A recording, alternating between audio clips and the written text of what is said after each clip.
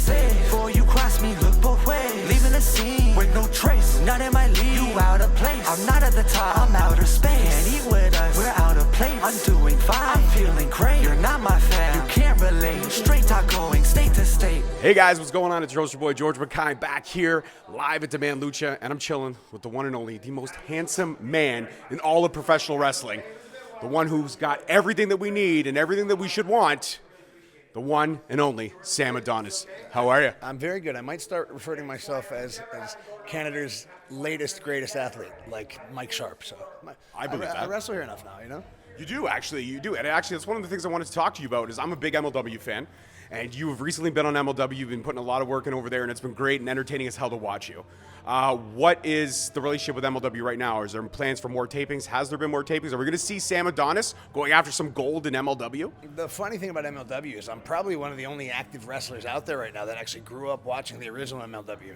I remember right after ECW closed, I was like, oh my God, this is Japanese guys and ECW guys, plus Ring of Honor guys. It was the coolest thing out there. And when I was a kid, I was like, I want to wrestle in MLW.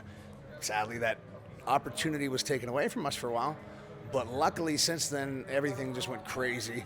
I am still primarily with Lucha Libre AAA, which is kind of my bread and butter, which is a great position to be in.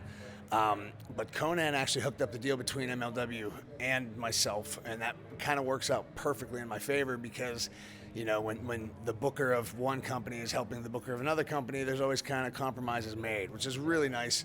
AAA is just a crazy schedule right now, but MLW's, the tapings are generally close to my hometown, so it's kind of an easy filming schedule, and it's just a great locker room. I think a lot of people are kind of sleeping on MLW right now. I think a lot of people were so worried about the latest and greatest, what's happening on, whether it's AEW or Impact or whatever. People kind of look past that, 80% of AEW's roster, not 80%, but a good chunk of AEW's roster came from MLW. And, they've had an eye for talent. They know what's out there. And, I feel blessed that I'm kind of the latest on the docket. And I'm one of these guys that puts so much work in all over the world, but I've always kind of bounced around too much. I've never stayed put into one place long enough to be their guy and be the top guy anywhere. Been a journeyman, if you will, and now my main priority is just to be seen by an American audience and have some microphone time because I think the sky is the limit. There's only so much that people know about me, and I know exactly what I'm capable of, so we'll see where it goes. Absolutely. Now let's talk AAA. One hell of a promotion. You're putting amazing work over there. You guys just sold out recently, a couple weeks ago, a stadium in Tijuana.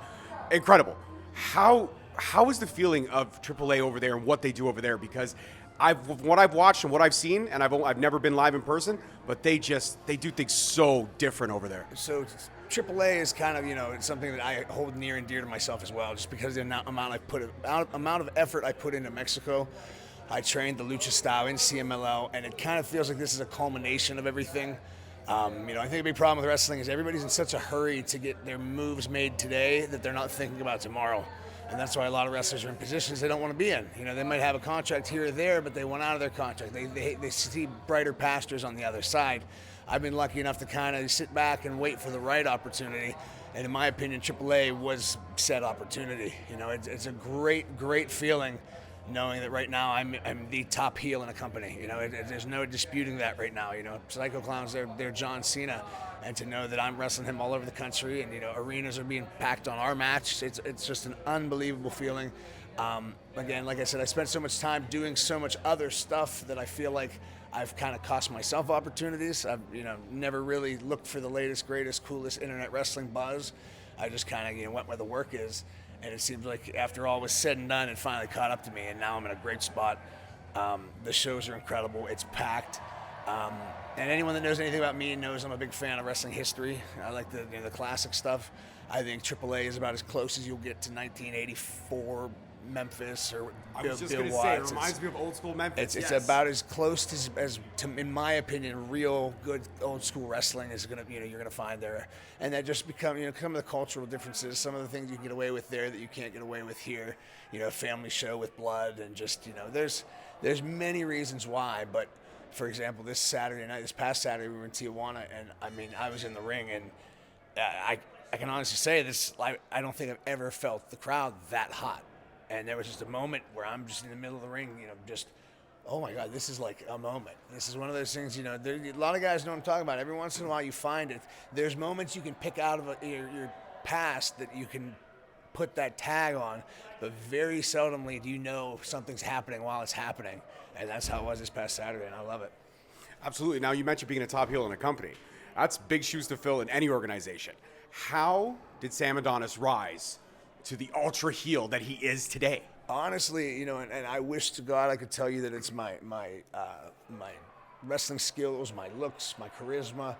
There's all, attributing factors there. But I think more than anything, it was by some grace of God or whoever, I ended up learning Spanish. I think that's probably what really put me in that position. Everybody wants to be the top something somewhere. Everybody wants to be Kenny Omega, but nobody wants to put the work into learning Japanese like Kenny Omega did. And I'm kind of guilty of that as well. I can't say guilty, but that's kind of what happened to me. I think it comes from a business standpoint, being able to work with bosses and promotions. Right now, I'm almost like AAA's favorite new toy. They find an internet or find a TV interview and put me on the Today Show, and they ship me Adonis is going, and just being able to communicate and basically sell the product on a face-to-face level is invaluable. So if there's anything I can tell anybody, as far as wanting to get over in a different country or in a different promotion, language is what the number one ingredient is. Language, learning the culture, and all that stuff, and that must make it easier in terms of planning the matches out with some of the stars over there, because the communication is second nature to you now. Yeah, just everything about everyday life down there is so much easier. It took a lot of time. I lived there for 2 years. So, it's funny because I tell everybody the thing that I learned the most Spanish with was Tinder. I'd have so many different things lined up every night of the week on Tinder that, you kind of repeat and repeat and repeat and repeat. And next thing you know, you're saying the same things and you're not using the Translate app. And, it's a good way to learn, but I think just at the end of the day, it's understanding too. And it's not even aside from the language aspect.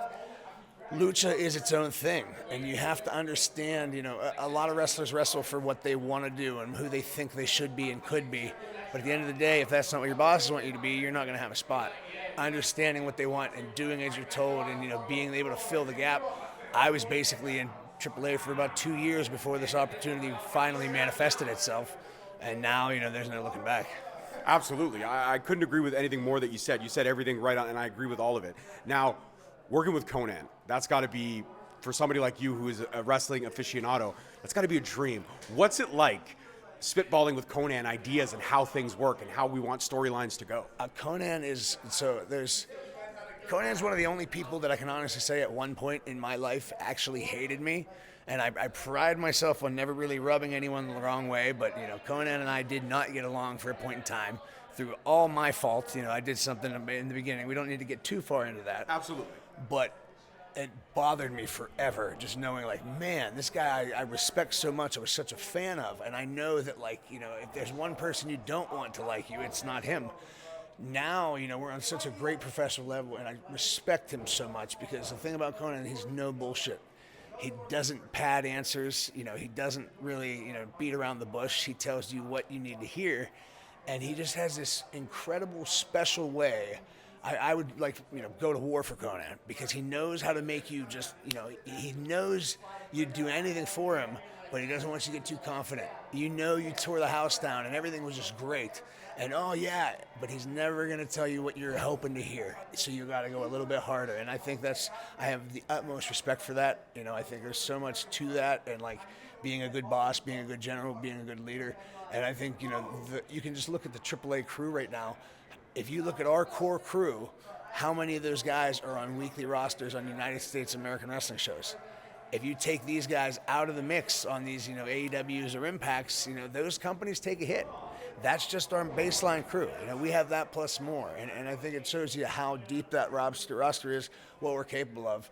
And, I think the best is still yet to come for AAA in the United States.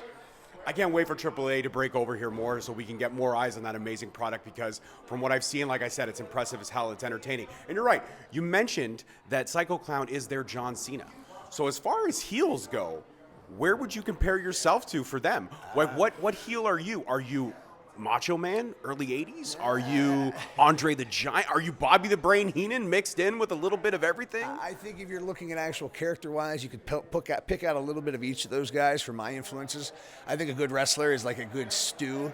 You can't just copy it. You have to take an ingredient from this and an ingredient from that, and then put it in together with time and experience, and then eventually it develops into what it does. There's so many wrestlers that you can see and say, that guy's trying to be that. And it's not organic. Whereas you just enough time and experience, it comes together. I think a lot of those names are guys that I grew up watching and just try to be and just pick different attributes from. As far as if he's Psycho Clown, I'm trying to think who would be the hottest. So I'm still generally fresh. I'm not in the lore yet. I think what we're doing, we're recording into the annals of time as we speak. But if you come to the shows, a lot of people are, who's this Sam Adonis guy? And it's working. It's in a good speed. I'm happy with it. But I think I'd probably be more along the lines of who would be a newer heel, a new MJF? Yeah. So maybe CM Punk, circa Pipe Bomb era, or circa the Straight Edge Society? I would say who's Cena? Maybe JBL. JBL would be a really good one to put it with. Yeah, JBL would probably be it because it's. Again, and down there, they love to hate. They love the heat. They love, and they want that. So, the thing is, I can do all the cool lucha stuff. I can do everything that, a lot of the guys don't know I can do. I can go out there and have a 50-50 match with Bandito and do some pretty cool shit that you're not going to expect me to do. It's not my job. So a lot of times I sacrifice my reputation as a good worker and being the cool wrestler on the internet based on it to piss people off and sell tickets, which is which I'm proud of. And I think at the end of the day, you can look at that, the amount of work and the amount of numbers that we're doing, the arenas are full. I take pride of that. If we didn't have such a conflict, if we were just kind of having good matches, would we be where we are? So I can't say exactly who you could say I would be, but I know that Psycho Clown and I have a very incredible chemistry. I think we've known that since day one when we wrestled. And, two guys our size that are capable of what we do coming together to beat the shit out of each other in front of thousands of Mexicans, it makes for a magic formula. Absolutely does. Now let's switch gears for a second here. Food. Mexico has some of the best food in the world. And I love all of that food. I love all of that culture of it. What is the go-to for you in Mexico? So there's this thing called a huarache, which would be like a corn tortilla, but it's stuffed with refried beans. And then they put flank steak on top of it, covered in straight cream, not sour cream, but straight cream, and then like a shredded cheese on it. It's called a huarache de arrachera, and that's probably my favorite go-to. Super unhealthy, absolutely amazing tasting. Honestly, I don't eat any Mexican food outside of Mexico because I'm spending so much time there. Each month I'm probably there for 8 to 12 days, and I have to rely on that. So when I'm in Pittsburgh or when I'm somewhere across the country and, hey, where are we going to eat? Not there. That's the last thing I want. What's the go-to for you when you're home in Pittsburgh? Pittsburgh, Indian food. Really? Yeah. Are you butter chicken, paneer? I like butter chicken. I like lamb korma, and probably a chicken tikka masala. I actually didn't learn to like. So my whole life, we never ate Indian food growing up. My dad just didn't like it, so we never had it. When I lived in England, I learned to like Indian food because it's the national dish. And then my time in Japan actually is where I loved Indian because then it became almost sentimental. It has that, the scent is the strongest tie to memory. You just eat and I'm back in Japan. So weird, you never think about things like that until you look back on it. I would think that Indian food would tie you to Japan, but that's pretty damn cool. Like I said, I have a million stories and most of them don't make any sense, but damn, it's been fun. Well, it's funny. We were talking before we recorded that, a documentary could be in the future, and it would be one hell of a documentary. I would love to see that. One of my favorite documentaries for somebody that I hold near and dear to my heart because I was such a fan was Nail in the Coffin, the Vampiro documentary. It was so fantastic, so well done. Have you ever had a chance to conversate with Vampiro? Have you ever had a chance? Because I know he's over there quite a bit, and I know there are ties to AAA. Have you ever been able to pick his brain? Vampiro is at most of our TVs, and he's just such a... I hate to say the word because to me it's kind of corny, but enigmatic. He really is just kind of out there in the best possible way. And he's just kind of hanging out in the corner doing his own thing. He has friends all over the country, and, he doesn't really just make conversation for the sake of making it. If he tells you something, he wants to tell you it. So, he's gone about his way to help me a few times, and I'm just, I'm grateful for all of it. I've been very lucky because the time I have spent in Mexico, I went there straight after I had a WWE contract. So I almost had credibility since I walked in the front door. And I've been lucky to work with basically just top guys. So that kind of experience and that help has elevated me to a level that I couldn't have prepared for just through no fault of my own, because guys, they don't see me as, hey, there's this American kid here just trying to learn. It's, hey, that's the bad guy. That's who we're working with now. So it's really cool. I absolutely love it. And my final question, out of all the places that you've been, all the matches that you've had all over the world, who would you say is your fight forever? I mean, Psycho Clown is definitely up there, but I know Sam Adonis has got to have a few fight forevers. Oof. It's a tough question, right? I do ask the hard questions here on Straight Talk. It's really hard not to say Psycho Clown, just because we're in the meat and potatoes right now. We're right in the middle of the good stuff, and I know it's a winning formula, and I know no matter where we do it, it works. So I'm kind of biased to that right now. Ultimo Dragon would be one of them. I've wrestled him about 30 times. He was the first guy to ever bring me to Japan, and he's. I just learned so much from him, as not only as a wrestler, but as a person, as a a promoter, as everything in between. He's just an inspiring person, and just knowing that he's selected me. This guy could pick any wrestler in the country to go to Japan and be the guy he works with. The fact that he validated me. When your average wrestling fan is going to say, Sam Adonis doesn't do anything cool. He just waves a flag. He doesn't do this. When a guy like Ultimo Dragon can say, no, I want that guy. That to me validates and say, okay, I did it right. I want to be considered the good worker. I want the 5-star matches. That's never been the path I've taken. The fact that someone like that can say, hey, that's good for me, and didn't pick the guy that gets the 5-star matches. That feels really good. So I do that any night of the week. He's just an all-star, and I'd probably put him at the top of that list. I think that's a great answer to end this conversation. It has been one hell of a conversation. We connected a while ago on Twitter at the Last Man Lucha show. I took a sweet picture of you, and you tagged me. We've been following each other ever since, and I appreciate the time today. And you are now definitely a member of the Straight Talk family. Fantastic. So anytime you're in town, we'll chop it up again for sure. Thank you very much, my friend. I appreciate it. All right, one final request. If you could look at the camera, give that Sam Adonis energy. If you want to cut a promo on me, tell me to get the hell out of here and then do your thing, you can take the mic. It's time for him to stop talking, but it's time for you to follow me on my social medias. Real Sam Adonis on Facebook, Instagram, and Twitter. Come see me sometime soon, because I promise you what you see in person is way different than what you see online.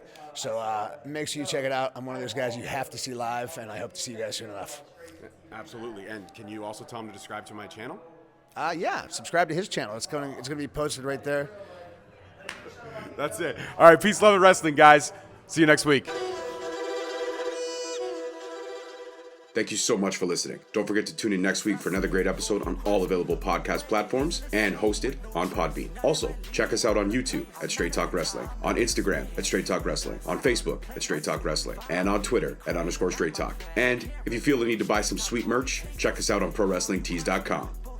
Leaving the scene with no trace, not in my league. You out of place. I'm not at the top. I'm outer space. Can't eat with us. We're out of place. I'm doing fine. I'm feeling great. You're not my